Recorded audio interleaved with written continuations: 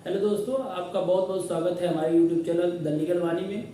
मैं हूं दिलीप शंकर यादव और आज हम लोग देखेंगे भारत के भूगोल में भारत का सामान्य परिचय। और भारत के सामान्य परिचय को समझने के लिए हम कुछ बिंदुओं को देखेंगे जिस पर हम क्रमवार तरीके से अध्ययन करेंगे। तो सबसे पहले हम भारत के सामान्य परिचय में यह देखेंगे कि भारत की अक्षांशीय और देशांतरी विस्तार क्या है, मतलब भारत की स्थिति पृथ्वी पर कहाँ है और उसकी स्थिति विश्व में कहाँ है और उसकी स्थिति एशिया में कहाँ है।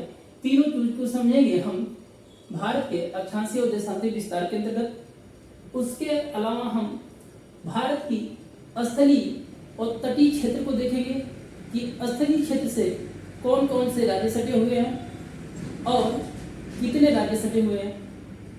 तटीय क्षेत्र के अंतर्गत कौन से राज्य आते हैं और किस तरीके से क्वेश्चन इस तटीय क्षेत्र से और स्थलीय क्षेत्र से पूछा जाता है। इसके अलावा क्षेत्रफल से और जनसंख्या से किस तरीके से क्वेश्चन पूछे जाते हैं, इसको हम लोग देखेंगे। कर्क रेखा, फिर मानक समय क्या है, मानक समय के लिए कौन सी रेखा निर्धारित की गई है भारत में, उसको देखेंगे। इसके अलावा भारत के दूरस्थम बिंदु से किस तरीके से क्वेश्चन पूछे जाते हैं और कौन सबसे पूर्वी बिंदु कौन सा है, पश्चिमी बिंदु कौन सा है, उत्तरतम बिंदु कौन सा है और दक्षिणतम बिंदु कौन सा है, इसको हम सुदूर बिंदु के अंतर्गत देखेंगे। सीमावर्ती देश कौन से हैं, कौन कौन से सीमावर्ती देश हमारे असली सीमा से लगे हुए हैं और कौन सागर से अंतर्गत आते हैं, इसको हम जो है सीमावर्ती देश और उनसे सटे राज्य के अंतर्गत देखेंगे। भारत के अंतर्गत कुल कितने राज्य हैं और कुल कितने यूनियन टेरिटरी हैं, उसको हम इसके अंतर्गत देखेंगे। क्योंकि भारत की वर्तमान स्थिति में राज्य और यूनियन टेरिटरी में बदलाव हुआ है, तो उसको हम कुल राज्य और यूनियन टेरिटरी के अंतर्गत केंद्र शासित देश के अंतर्गत देखेंगे। इसके अलावा भारत की जलवायु कैसी है, उसको हम जलवायु के अंतर्गत देखेंगे। इसके अलावा हिंद महासागर से किस तरीके के क्वेश्चन आते हैं, उसके अंतर्गत हिंद महासागर का महत्व हम देखेंगे। तो हम सबसे पहले आते हैं कि भारत के अक्षांशीय और देशांतरी विस्तार को समझने के लिए सबसे पहले हमको यह जानना जरूरी है कि अक्षांश और देशांतर रेखाएं क्या होती हैं। अक्षांश और देशांतर रेखा, क्योंकि हम पढ़ते हैं कि पृथ्वी गोल है, लेकिन जब हम देखते हैं तो पृथ्वी पर पर्वत, पहाड़, मैदान, झरना, सागर, महासागर सब हैं। तो ऐसी स्थिति में गोल तो हम पढ़ते तो हैं गोल है, लेकिन देखते क्या है कि उस पर पहाड़ है, मैदान है, झरना वगैरह सब है, तो इस तरीके से गोल तो दिखाई देती नहीं है। तो उसको आसान तरीके से समझने के लिए पृथ्वी पर कुछ काल्पनिक रेखाएं खींची गई हैं जिनको अक्षांश और देशांतर के रूप में जाना जाता है। अक्षांश वह काल्पनिक रेखा है जो पृथ्वी के समानांतर पृथ्वी पर ईस्ट और वेस्ट में खींची गई है, जिसको उत्तर में उत्तरी गोलार्ध, जिसके उत्तर में उत्तरी गोलार्ध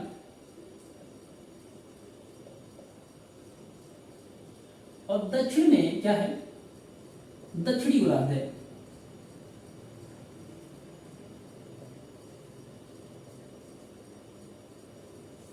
और जो रेखा 0 डिग्री, मान लीजिए 0 डिग्री अक्षांश रेखा है, तो इसके ऊपर जो रेखाएं खींची जाएगी उत्तरी गोलार्ध में, उसको क्या बोलते हैं। जैसे यहां से मान लीजिए इस तरीके से जो रेखाएं खींची जाएंगी, उसको क्या बोला जाता है, उत्तरी अक्षांश रेखा। और 0 डिग्री देशांतर रेखा के बीच जो नीचे खींची जाएगी, जैसे यहां से, जैसे हम लोग क्या सोचते हैं, जो दिक्सूचक यंत्र होता है, तो उसमें कैसे समझाया जाता है कि ईस्ट इधर होता है, वेस्ट इधर और नॉर्थ ऊपर की तरफ, साउथ जो है नीचे की तरफ होता है। तो यहां से मान लीजिए जो 0 डिग्री देशांतर रेखा है, इसके ऊपर क्या होगा, उत्तर होगा, और नीचे साउथ। तो इसके उत्तर में जो रेखाएं खींची जाएगी उसको उत्तरी गोलार्ध में उत्तरी अक्षांश रेखा बोला जाएगा। उत्तरी अक्षांश रेखाएं, ठीक है। इसके अब 0 डिग्री अक्षांश रेखा के जो दक्षिण में खींची जाएगी, नीचे जो खींची जाएगी, उसको क्या बोला जाएगा, उसको दक्षिणी अक्षांश रेखाएं बोला जाता है। दक्षिणी अक्षांश रेखाएं, ठीक है। ये एक दूसरे के समानांतर खींची जाती हैं, जैसे 0 डिग्री देशांतर रेखा से जो ऊपर ये रेखा खींची गई है, मान लीजिए 1 डिग्री अक्षांश पे, ठीक है। तो 1 डिग्री अक्षांश पे जो दूरी यहां होगी, किनारे पे होगी, वही दूरी बीच में होगी, वही दूरी इसके इस पोल पे पश्चिम साइड में भी होगी। तो दो मतलब इसके जो ऊपर नीचे जो रेखाएं खींची जाती हैं वे एक दूसरे के क्या होती हैं, समानांतर होती हैं। पहला तो जो है कि क्या है कि क्वेश्चन आता है अगर कि जैसे क्वेश्चन में ऑप्शन में आ जाता है कि देशांतर रेखाओं से अक्षांशीय रेखाओं से संबंधित क्वेश्चन आते हैं, उसमें जैसे ऑप्शन कई तरीके के ऑप्शन बनाए जाते हैं, तो उसमें उस ऑप्शन में इस तरीके से ऑप्शन डाल दिया जाता है कि क्या एक दूसरे के समानांतर हैं या फिर जो है बीच में जो है कि दूरी ज्यादा बनती है या कम बनती है, इस तरीके से तो एक दूसरे के समानांतर होता है। और 0 डिग्री अक्षांश रेखा से जो उत्तरी गोलार्ध में जो रेखाएं खींची गई हैं वो टोटल कितनी रेखाएं हैं कि उत्तरी गोलार्ध में 89 अक्षांश रेखाएं खींची गई हैं। इसी तरीके से 0 डिग्री अक्षांश रेखा के दक्षिण में जो रेखाएं खींची गई है वो 89 दक्षिणी अक्षांश रेखाएं खींची गई है। इस प्रकार कुल अक्षांश रेखाएं कितनी हो जाती हैं, कुल अक्षांश रेखाएं 89 ऊपर उत्तरी गोलार्ध में प्लस 89 दक्षिणी गोलार्ध में, और जो 0 डिग्री अक्षांश रेखा है जिसको कि विषुवत रेखा या भूमध्य रेखा के नाम से भी जानते हैं, उसको +1 कर दिया जाए जो कि 0 डिग्री है, तो कितना हो जाएगा टोटल 179 अक्षांश रेखाएं हैं। और एक अक्षांश रेखा से दूसरे अक्षांश रेखा के बीच की दूरी कितनी होती है, उसके बीच की दूरी होती है 111 किलोमीटर, ठीक। और यह किस चीज को प्रदर्शित करती है, तो ये इससे दूरी मापी जाती है, क्योंकि आपको सीधे सीधे पता चल रहा है कि एक से दूसरे के बीच की दूरी कितनी होती है, तो 111 किलोमीटर।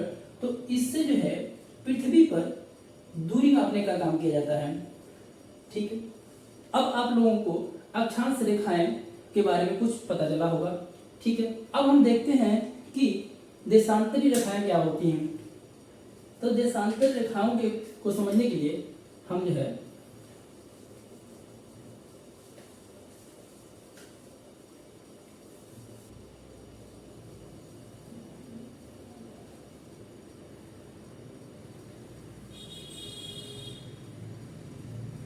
देशांतर रेखाओं को समझने के लिए हम आते हैं। देशांतर रेखाएं इसको बोलते हैं उत्तरी ध्रुव, और नीचे वाले को क्या बोलते हैं, दक्षिणी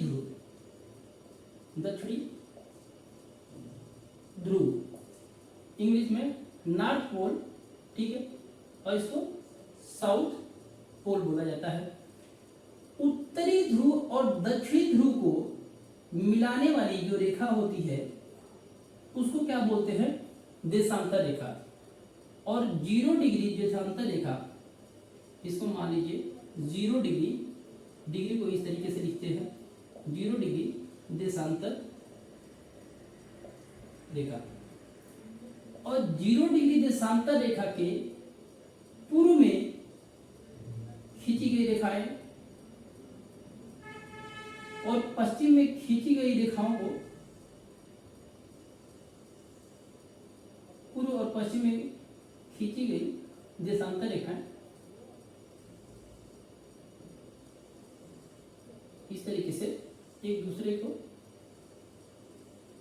अब देशांतर रेखाओं की बारे में देखा जाए तो देशांतर रेखाएं पोल पर सबसे पास में होती हैं, लेकिन जो हम विषुवत रेखा जिसको कि 0 डिग्री अक्षांश रेखा बोलते हैं, 0 डिग्री अक्षांश रेखा, अक्षांश रेखा, इसको हम कई नाम से जानते हैं, जैसा कि विषुवत रेखा या भूमध्य रेखा। तो ये आप लोग कंफ्यूज ना होइएगा कि 0 डिग्री अक्षांश रेखा और विषुवत रेखा और भूमध्य रेखा अलग अलग है। इसी को हम क्या कहते हैं कि 0 डिग्री अक्षांश रेखा को ही विषुवत रेखा कहते हैं और भूमध्य रेखा कहते हैं। तो जो देशांतर रेखाएं होती हैं, जैसे कि ये जो है ऊपर से नीचे जो खींची गई, ये देशांतर रेखा, देशांतर रेखा ध्रुवों पर सबसे कम दूरी बनाती है और सबसे ज्यादा दूरी आपकी जो है कि 0 डिग्री देशांतर के पास होती है, जिसमें एक देशांतर से दूसरे देशांतर के बीच की दूरी, एक से दूसरे देशांतर के बीच की दूरी 111.33 किलोमीटर होता है। यह जो है किस चीज को डिनोट करता है, यह समय को डिनोट करता है, समय को। इससे जो है विश्व की समय रेखा को निर्धारण किया जाता है। जैसे 0 डिग्री को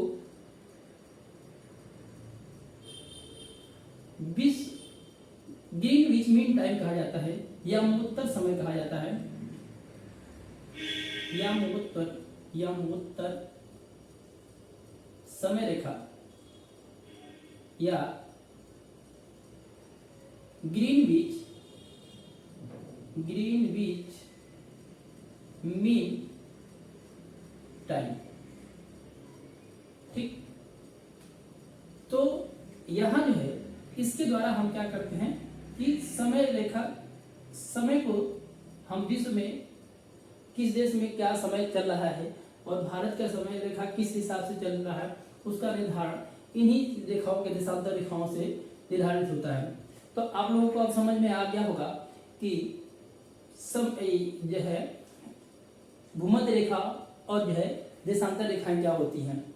अब हम भारत की स्थिति को जानते हैं कि भारत की स्थिति को समझने के लिए जो हम अक्षांश और देशांतरी विस्तार है, तो अब हमको अच्छे तरीके से समझ में आ सकता है कि अक्षांश कितने अक्षांश पे है और कितने देशांतर पे है, और पृथ्वी पर इसकी स्थिति क्या है भारत की, और विश्व में इसकी स्थिति क्या है, और एशिया में ये किस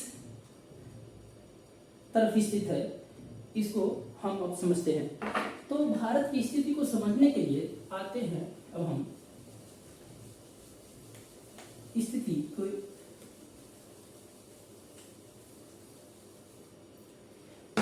जैसा कि आप हम लोग देख रहे हैं कि ये भारत का मैप है। तो भारत के मैप में ये आप मान लीजिए श्रीलंका है, श्रीलंका, और ये पूरा भारत जैसा भी मैप है वो आप समझ लीजिएगा कि भारत का ही है। और इसमें यूनियन टेरिटरी है आपका, ये आपका एग्जैक्ट नहीं बन पा रहा है लेकिन फिर भी अंडमान निकोबार, ठीक है, अंडमान और निकोबार, ठीक। थोड़ा सा और हम 4-5 हम कर दे, ठीक। तो जैसा कि हम स्थिति को समझते हैं, तो पृथ्वी पर अगर मान लीजिए ये ग्लोब है, और जैसा कि हम लोगों ने देखा कि अक्षांशीय विस्तार 0 डिग्री अक्षांश रेखा यहां है, ठीक, और 0 डिग्री या उत्तर समय जो देशांतर रेखा है, 0 डिग्री देशांतर रेखा यहाँ है। तो अब देखते हैं कि पृथ्वी पे, जो कि पृथ्वी गोल हम लोग पढ़ते हैं, तो पृथ्वी पर भारत की स्थिति क्या है। तो विश्व में यहाँ कहीं जो है भारत जो है टोटल इस तरीके से कुछ हम बना दे रहे हैं आप लोगों को समझने के लिए। तो भारत की स्थिति अगर पृथ्वी पर पूछा जाए कि किधर है, तो अक्षांश, यहां से हम लोग क्या देखे थे कि 0 डिग्री अक्षांश से उत्तर में उत्तरी गोलार्ध है, उत्तरी गोलार्ध, और इधर क्या है दक्षिणी गोलार्ध। यानी जो देश इस रेखा के उत्तर में होंगे वो उत्तरी गोलार्ध में होंगे, जो देश इसके दक्षिण में होंगे वो दक्षिणी गोलार्ध में स्थित होंगे। तो भारत की स्थिति पृथ्वी पर देखा जाए तो ये इसके उत्तर में है, तो क्या हो जाएगा उत्तरी गोलार्ध में। पूर्णतया इसको कहा जाता है, क्वेश्चन आता है कि किस गोलार्ध में, इस पृथ्वी पर किस गोलार्ध में स्थित है, तो पूर्णतया पृथ्वी पूर्णतया उत्तरी गोलार्ध में स्थित है।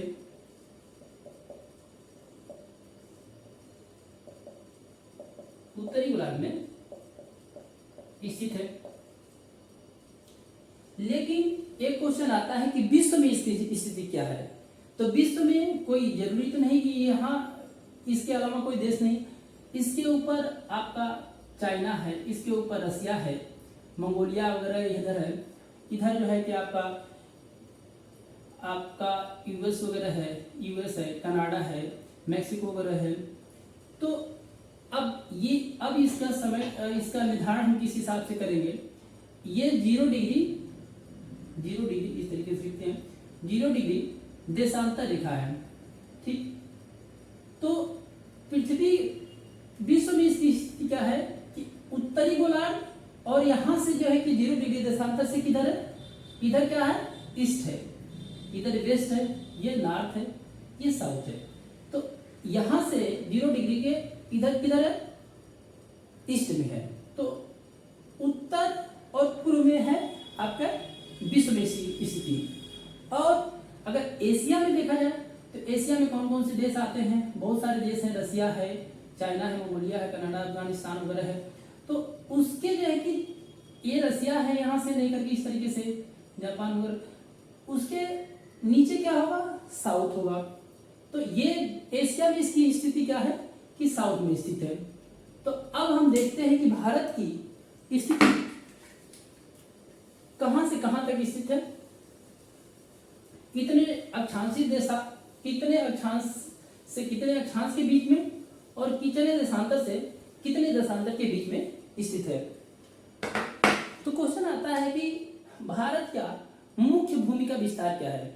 जब मुख्य भूमि का विस्तार पूछता है तो जैसे अक्षांशीय विस्तार पूछ रहा है, तो अक्षांश की रेखाएं कैसे खींची जा रही थी ग्लोब पे, ये इस तरीके से, इसके ऐसे ऐसे, ठीक है, और मान लीजिए कि इस तरीके से खींची गई है। तो भारत कहां से शुरू हो रहा है, अंडमान निकोबार का, यहां से लेकर के और यहां तक। तो अंडमान निकोबार से अगर संपूर्ण भारत का विस्तार पूछा जाएगा तो यहां जो है 6 डिग्री 4 मिनट से लेकर के 37 डिग्री 6 मिनट, ये क्या कौन सी रेखा है, उत्तरी अक्षांश रेखा है। क्योंकि हमने देखा क्या कि 0 डिग्री अक्षांश रेखा से उत्तर में स्थित है। तो इसलिए ये नहीं कि जो है कि भारत के उत्तर में इधर है और इधर दक्षिण है, तो हम क्या करेंगे जो है कि इसको उत्तरी मान लें और इसको दक्षिणी, ऐसा नहीं है।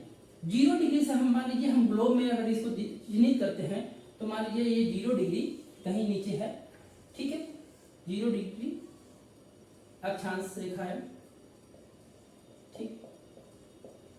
तो 0 डिग्री अक्षांश रेखा से क्या है, ये इधर ऊपर उत्तर है। तो ये 6 डिग्री उत्तरी अक्षांश से कितने अक्षांश के बीच में स्थित है, 37 डिग्री 6 मिनट। मिनट को जो है हम ऐसे लिखते हैं, डिग्री को जो है कि गोला और 1 मिनट। इसके बाद अगर कोई अंक आता है तो उसको जो है कि सेकंड में दर्शित करते हैं। सेकंड में दर्शित करने के लिए 2 पाई खींचते हैं, ठीक। तो ये कितना है 37 डिग्री 6 मिनट उत्तरी अक्षांश के बीच में। ठीक, ये तो हो गया कि संपूर्ण विस्तार भारत का। अब क्वेश्चन आता है कि मान लीजिए कि भारत की मुख्य भूमिका जो है कि, क्योंकि ये जो है कि आपका मुख्य भूमि यहां तक है, इसके अलावा ये जो है कि इधर अरब सागर है, अरब सागर है, ठीक, इधर क्या है हिंद महासागर है, हिंद महासागर है, इधर क्या है बंगाल की खाड़ी। ठीक, तो इधर सागर है, तो इसका जो है कि मुख्य भूमि से इसका जो है कि कटाव हो गया है। तो ये जो है कि संपूर्ण विस्तार पूछेगा तो हमारा जो है कि मान लीजिए कोई एरिया इधर से दूर है, घर से दूर है, तो हम उसको भी अपना मानते हैं। तो उसी तरीके से ये हमारा यूनियन टेरिटरी है जिसका कि भारत का इस पर अधिकार है। और यहां से संपूर्ण विस्तार 6 डिग्री 4 मिनट से लेकर के 37 डिग्री 6 मिनट तक।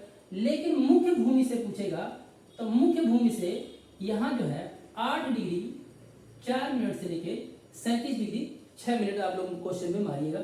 ठीक, ये तो हो गया कि अक्षांशीय विस्तार कहाँ से कहाँ तक है। अब इसके अलावा आता है कि इसका देशांतरी विस्तार कहाँ से कहाँ तक है। तो देशांतरी विस्तार को समझने के लिए देशांतर रेखाएं कैसे हैं, जो कि ऊपर से लेकर के नीचे की तरफ खींची जाती हैं, जो उत्तरी पोल से लेकर के दक्षिणी पोल की तरफ खींची जाती हैं। ठीक है, तो ये मान लें कि कहीं यहाँ जो है कि 0 डिग्री जो है आपका देशांतर रेखा है। ठीक, 0 डिग्री देशांतर रेखा, और यहाँ से खींचते खींचते खींचते कई बहुत सारी रेखाएं खींचते हुए यहाँ जब हम आते हैं तो यहाँ कौन सी रेखा आती है,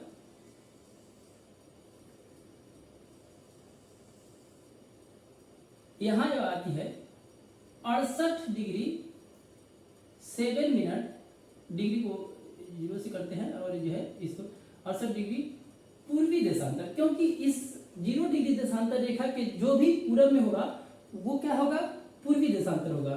तो ये जो है आपका पूर्वी देशांतर रेखा है। ठीक है, 68 डिग्री के बाद और जो रेखाएं खींची जाएंगी तो वो भी क्या होगा पूरब में होगा। और यहां से लेकर के और यहाँ कौन सा जो है कि 97 डिग्री, ठीक है 25 मिनट पूर्वी देशांतर, ठीक है, के बीच में स्थित है। तो भारत का देशांतरी विस्तार कहां से कहां तक है कि 68 डिग्री 7 मिनट पूर्वी देशांतर से लेकर के 97 डिग्री 25 मिनट पूर्वी देशांतर के मध्य स्थित है। तो अब इसकी स्थिति जो है, स्थिति को हम लोगों ने किस तरीके से देखा, 2 भागों में देखा। एक तो अक्षांशीय विस्तार कितना है, अक्षांशीय विस्तार, और जो है देशांतरी विस्तार। ठीक, अक्षांशीय विस्तार जो है कि हम लोगों ने क्या देखा, अक्षांशीय विस्तार को भी हम लोगों ने 2 पार्ट में देखा कि मुख्य भूमि से कितना है, मुख्य भूमि से, ठीक, और जो है संपूर्ण भूमि का विस्तार, ठीक। और देशांतरी विस्तार जो है कि हम लोगों ने क्या देखा कि देशांतरी विस्तार जो है कि 68 डिग्री 7 मिनट से 97 डिग्री पूर्वी। अब आता है स्थिति के अलावा हम लोगों ने क्या कहा चर्चा करने के लिए, स्थलीय और तटीय रेखा, तटीय क्षेत्र कितना है।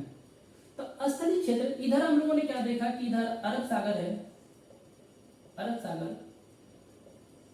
इधर आपका हिंद महासागर है,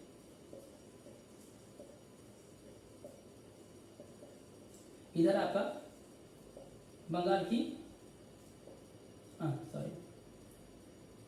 की खाड़ी। तो इधर जो जब महासागर है, सागर है, तो ये क्या है आपका पूरा पानी से घिरा हुआ है। ठीक, तो इधर जो क्या है तटीय विस्तार है, तट है। और इधर क्या है, इधर आपका पाकिस्तान है,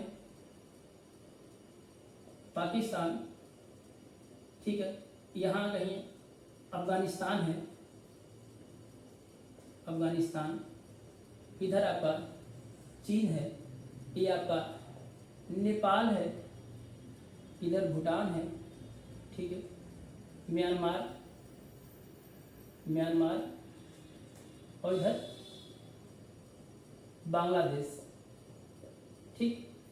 तो ये जो है क्या है कि स्थल से घिरा हुआ है। तो क्या पूछा गया है इसमें हम लोग ने क्या किया कि स्थलीय विस्तार आपका जो है कि स्थलीय विस्तार 15,200 किलोमीटर है। अब यहां हम लोग चर्चा नहीं करेंगे स्थलीय विस्तार पर, हम केवल ये देखते हैं कि स्थलीय विस्तार कितना है। इसके अलावा हम जब सीमावर्ती देश देखेंगे तब हम इसके सीमावर्ती देश के बारे में बात करेंगे कि पाकिस्तान, अफगानिस्तान कौन से स्थलीय सीमा से लगे हुए हैं और कौन से हमारे निकटवर्ती सागरी और या सीमा तटीय क्षेत्र में जो कि निकटवर्ती देश हैं। तो इसका जो है स्थलीय विस्तार 15,200 किलोमीटर है और तटीय विस्तार कितना है। तटीय विस्तार को हम फिर से 2 भागों में बांटेंगे। एक मुख्य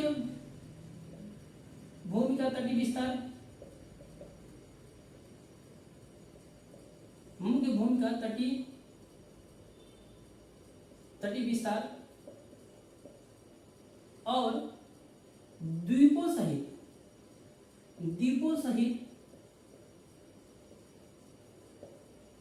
तटीय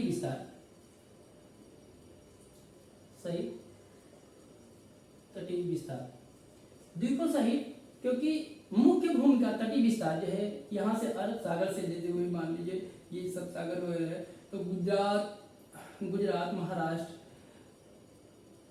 आपका, इसके अलावा कर्नाटक, गोवा, केरल, तमिलनाडु, उड़ीसा, आंध्र प्रदेश वगैरह, ये सब राज्य जो है कि आपके तट सीमा से लगे हुए हैं।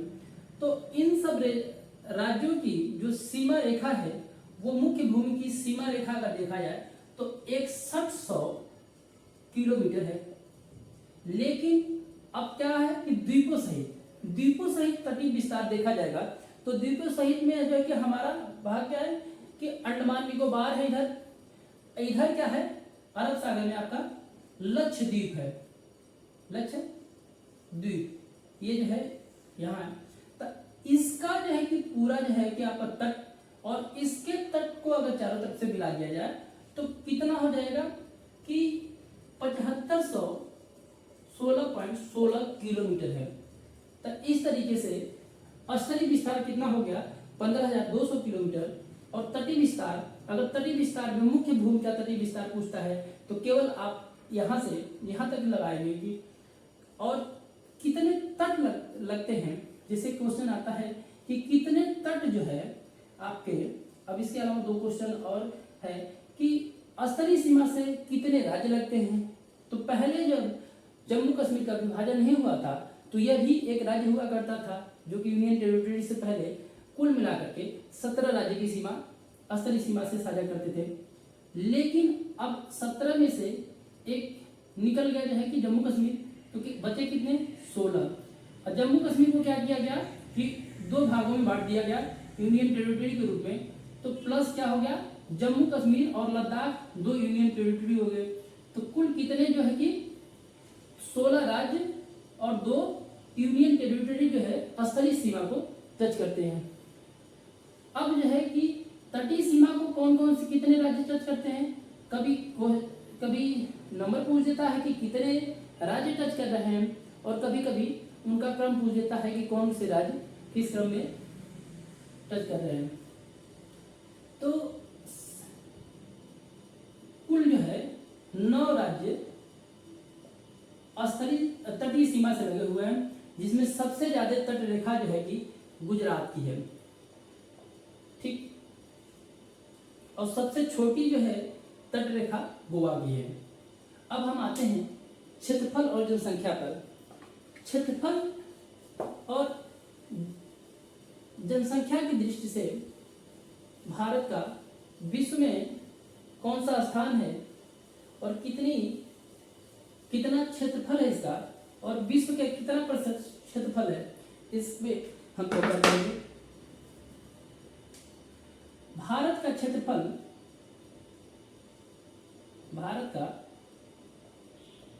क्षेत्रफल कुल 32,87,263 वर्ग किलोमीटर है।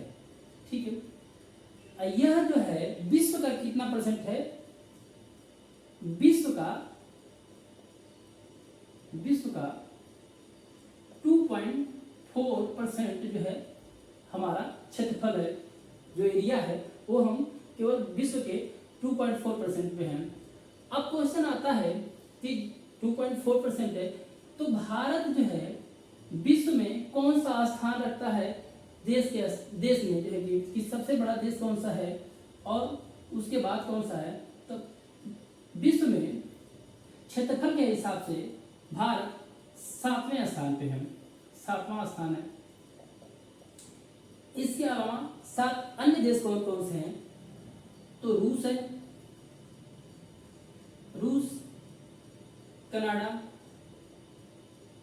कनाडा, यूएसए संयुक्त राज्य अमेरिका, आपका चीन, ब्राजील, ऑस्ट्रेलिया,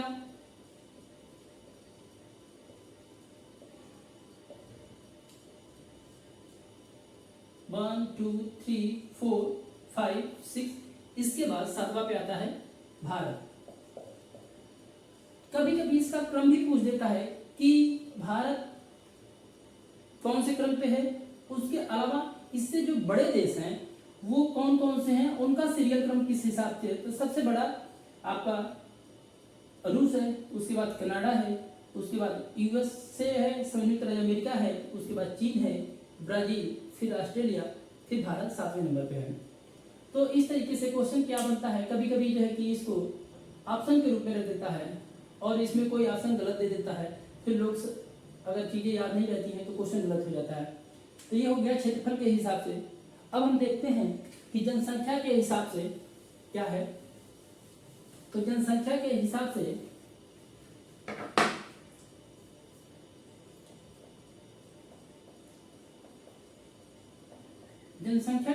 से भारत विश्व का दूसरा सबसे बड़ा देश है, विश्व का दूसरा सबसे बड़ा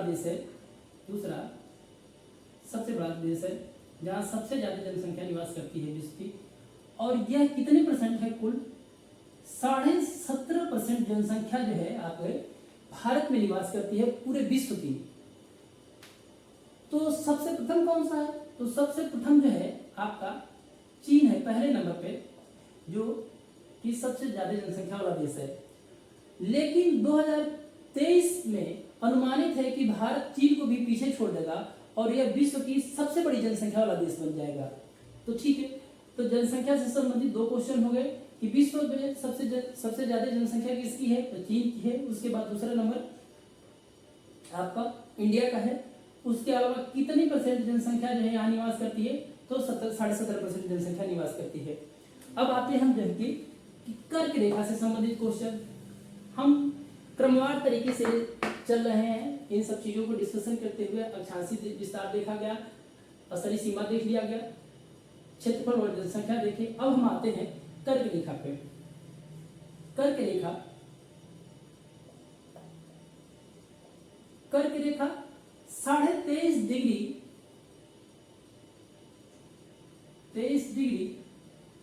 30 मिनट, ठीक है। उत्तरी अक्षांश को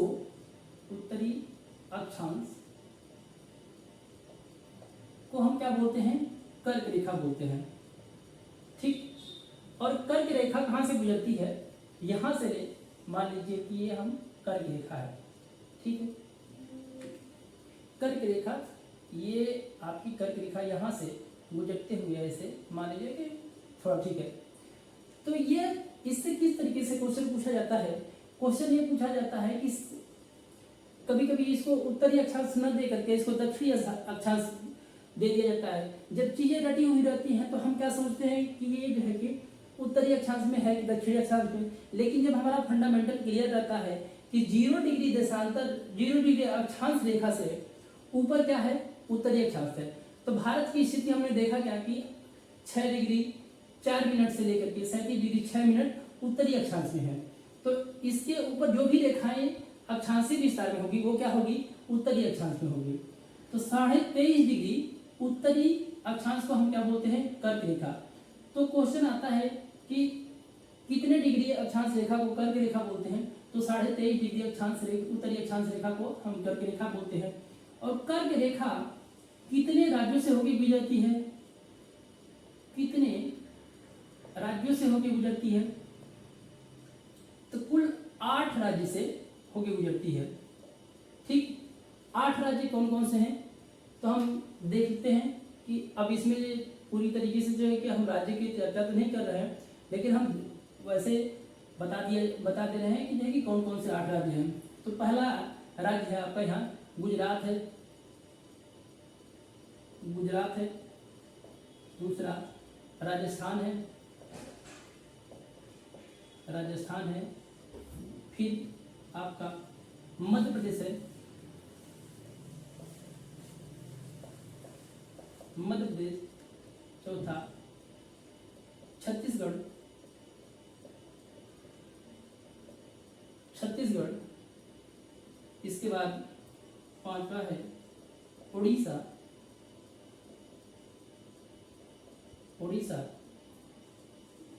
आंध्र प्रदेश,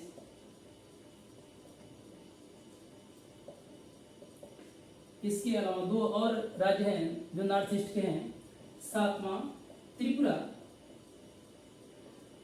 और 8वां मिजोरम। तो कितने राज्यों से होकर गुजरती है, कुल जो है कर्क रेखा 8 राज्यों से होकर गुजरती है। इसके अलावा कभी कभी हम क्वेश्चन जो है क्रम में पूछ दिया जाता है कि पश्चिम से पूर्व में की तरफ कौन कौन से राज्य कर्क रेखा पे आते हैं।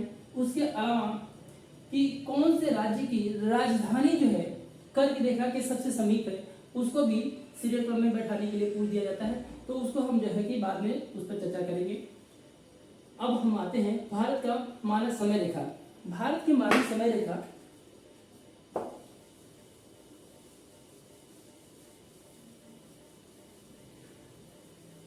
जैसा कि नाम से स्पष्ट है कि मानक समय रेखा, समय का निर्धारण कौन करते हैं, समय का निर्धारण देशांतर रेखाएं करती हैं, देशांतर रेखाएं करती हैं। तो अब है कि कौन सी रेखा भारत की मानक समय रेखा का निर्धारण करेगी, तो 82.5 डिग्री जो है पूर्वी देशांतर, पूर्वी देशांतर।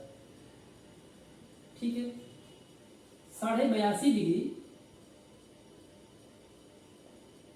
पूर्वी देशांतर रेखा आपका Indian IST time, Indian standard time का निर्धारण करती है। और यह कितने राज्यों से होके गुजरती है, कुल 5 राज्यों से होके गुजरती है। ठीक, कुल 5 राज्यों से होकर गुजरती है। और वे कौन कौन से राज्य हैं, तो उत्तर प्रदेश, ठीक है, मध्य प्रदेश MP, छत्तीसगढ़,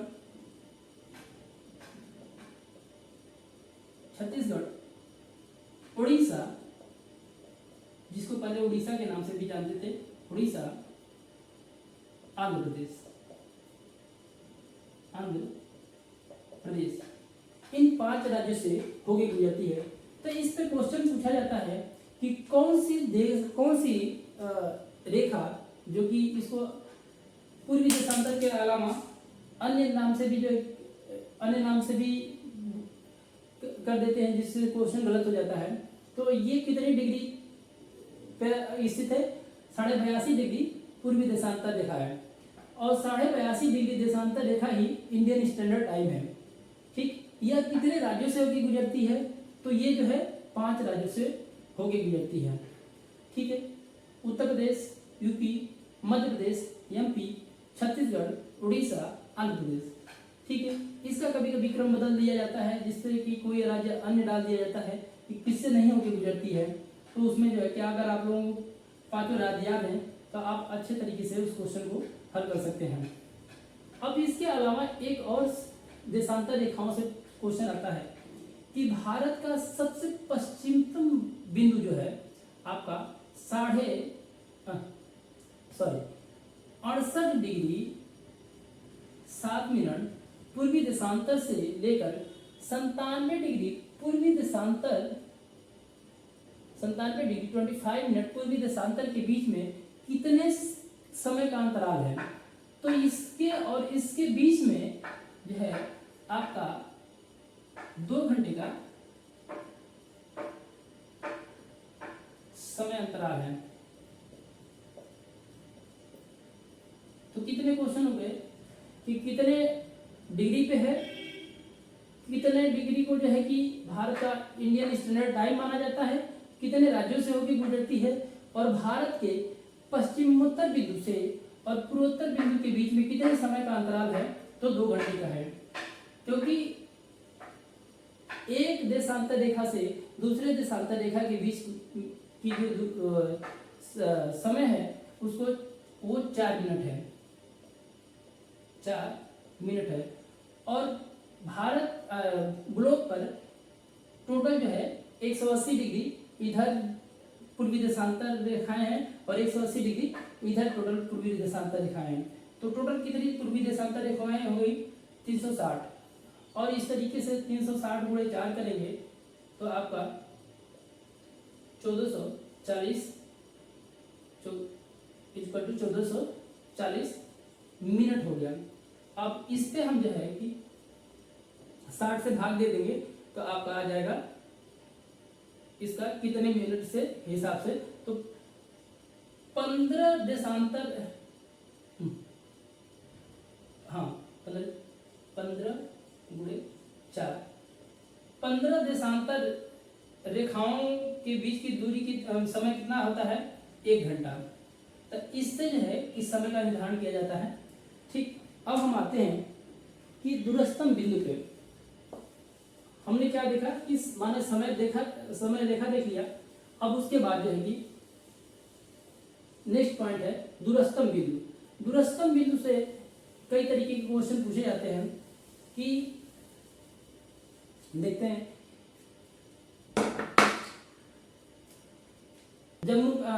पहले जब जम्मू कश्मीर राज्य को यूनियन टेरिटरी के रूप में बिहार, लद्दाख और जम्मू कश्मीर के रूप में नहीं किया गया था, तो सबसे उत्तरतम राज्य था।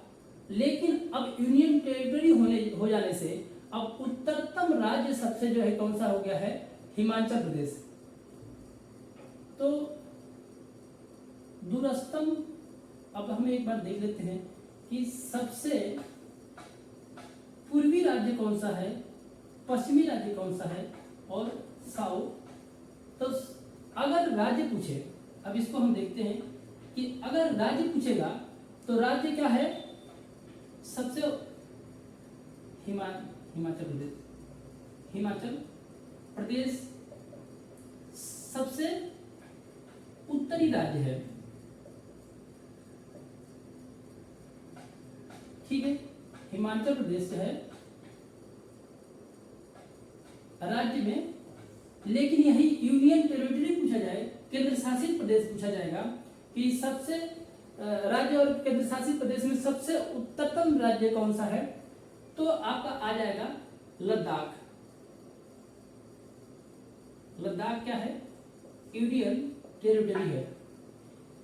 ठीक, पूर्वी राज्य है कि आपका अरुणाचल प्रदेश है, पश्चिमी गुजरात है, और जो है साउथ में सबसे दक्षिणतम राज्य आपका तमिलनाडु है। मुख्य भूमिका सबसे दक्षिणतम राज्य तमिलनाडु है। तो आइए हम देखते हैं कि सबसे उत्तरतम बिंदु क्या है और दक्षिणतम बिंदु क्या है और उसको किस नाम से जानते हैं और कितने अक्षांश और देशांतर पे स्थित है। तो सबसे क्वेश्चन आता है कि मुख्य भूमि का दक्षिणतम बिंदु कौन है और सबसे दूरस्थतम जो है कि भारत का सबसे दूरस्थतम दक्षिणतम बिंदु कौन सा है। तो क्वेश्चन आता है कि भारत का मुख्य भूमि का दक्षिणतम बिंदु कौन सा है। मुख्य भूमि का दक्षिणतम बिंदु देखा जाए तो 8 डिग्री 4 मिनट आपका उत्तरी अक्षांश ये था। इसको यहाँ पे कौन सी जगह है तो वह है कन्याकुमारी। कन्याकुमारी इसको केप कोमोरिन के नाम से भी जानते हैं। और अगर पूछ दे कि किस उत्तरी अक्षांश पे है तो ये 8 डिग्री 4 मिनट उत्तरी अक्षांश पे है। तो मुख्य भूमि का दक्षिणतम बिंदु क्या हुआ केप कोमोरिन और किस डिग्री पे है तो 8 डिग्री 4 मिनट उत्तरी अक्षांश पे है। लेकिन भारत का दक्षिणतम बिंदु पूछा जाए तो आपका क्या होगा अंडमान निकोबार के ग्रेट निकोबार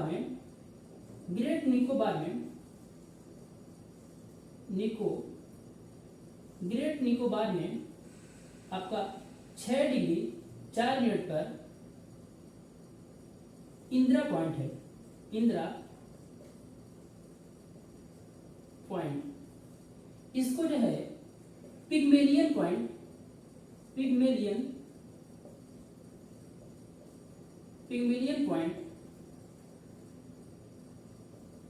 के नाम से भी जानते हैं। इसके अलावा इसे पार्सन पॉइंट भी बोला जाता है। पार्सन पॉइंट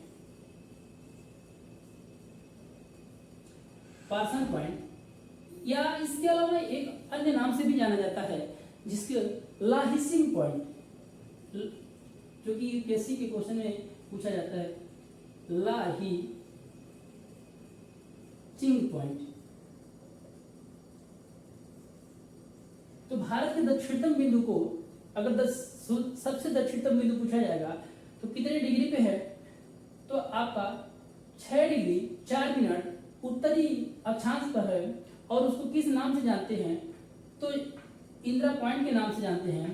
और किस निकोबार में है तो ये जो है कि ग्रेट निकोबार में है। इसके अलावा या तो इसको अन्य नाम से भी पूछ सकता है कि पिग्मेलियन पॉइंट कहाँ स्थित है तो आपका ग्रेट निकोबार में है। या पार्सन पॉइंट कहाँ है तो वो जो है आपका ग्रेट निकोबार में है। लाहिचिंग पॉइंट भी पूछ सकता है तो इसको जो है कि आप ग्रेट निकोबार में लगाएंगे। और कितने उत्तरी अक्षांश पे है तो आपके 6 डिग्री 4 मिनट उत्तरी अक्षांश पे है। अब इसका पश्चिमोत्तर बिंदु क्या है। सबसे पश्चिमोत्तर बिंदु इसका है गौर माता या गुहार मोती के नाम से भी जानते हैं। गुहार मोती जो है आपका ठीक। ये कितने देशांतर पे है तो 68 डिग्री 7 मिनट देशांतर पे आपका सबसे पश्चिमोत्तर बिंदु गौर माता या गुहार मोती है। सबसे उत्तरतम बिंदु पूछा जाए किस राज्य में है तो यहां से जो है आपका ये लद्दाख हो गया है। लद्दाख इधर जो है जेडके जम्मू एंड कश्मीर हो गया। तो आपका सबसे ये रेखा यहाँ ना हो के माने ये आपकी सबसे उत्तरतम बिंदु आपका 37 डिग्री 6 मिनट उत्तरी अक्षांश पे है। जहां इंदिरा पॉइंट है। और कितने अंश पे है तो 37 डिग्री 6 मिनट उत्तरी अक्षांश पे है। और किस राज्य में है तो जैसे कंफ्यूज होने की जरूरत नहीं है। जम्मू कश्मीर आपका इधर हो गया है और लद्दाख जो है यूनियन टेरिटरी आपका इधर हो गया है।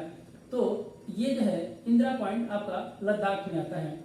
सबसे पूर्वोत्तर बिंदु पूछा जाए तो सबसे पूर्वोत्तर बिंदु आपका हमने क्या देखा कि कितने डिग्री देशांतर रेखा पे पूर्वी देशांतर रेखा पे है 97 डिग्री 25 मिनट पूर्वी देशांतर रेखा इसका सबसे पूर्वोत्तर बिंदु है।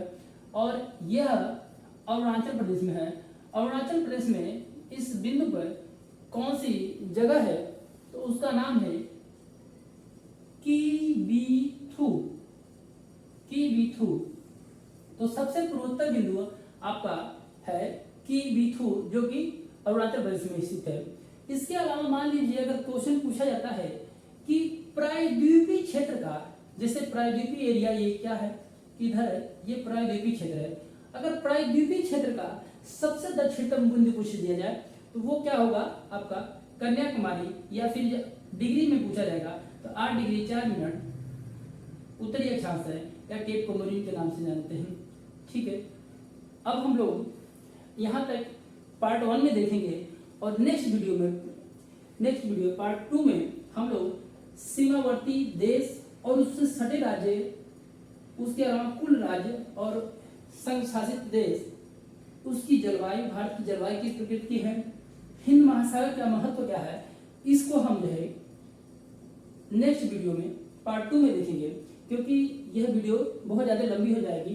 तो एक महत्वपूर्ण विषय है और हर एग्जाम में इससे क्वेश्चन पूछे जाते हैं, चाहे पीसीएस हो, एसएससी हो, जुडिशरी हो या यूपीएससी, सब में यह एक महत्वपूर्ण भूमिका अदा करता है। और यह भारत के भूगोल का प्रथम अध्याय है, उसमें हमने देखा क्या कि भारत का सामान्य परिचय। थैंक यू दोस्तों, हमारे चैनल द लीगल वाणी को सब्सक्राइब करते रहिए, शेयर करते रहिए और खूब सारा प्यार बनाए रहिए।